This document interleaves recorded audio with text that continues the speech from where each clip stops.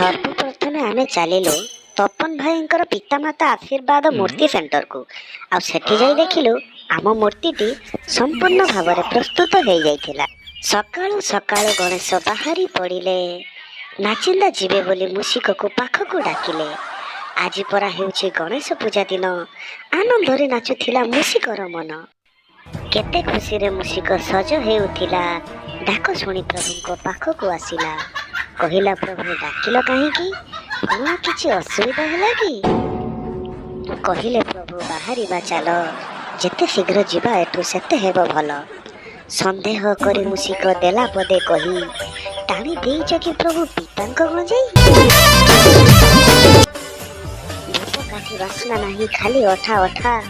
ମନ୍ତ୍ର କିଛି ଶୁଭୁ ନାହିଁ, ଖାଲି ଶୁଭୁଛି ଡିଜେ ଶବ୍ଦଟା। ତୋ ରିବନ ଫିତା, ତୋ ବୋଉକୁ ଛତା। ତାପରେ ଆମେ ସେଇଠୁ ସିଧା ଚାଲିଲୁ ଘଟ ଉତ୍ତୋଳନ କରିବା ପାଇଁ। ତାପରେ ସେଇଠୁ ଆମେ ଘଟ ଉତ୍ତୋଳନ କରିଲୁ।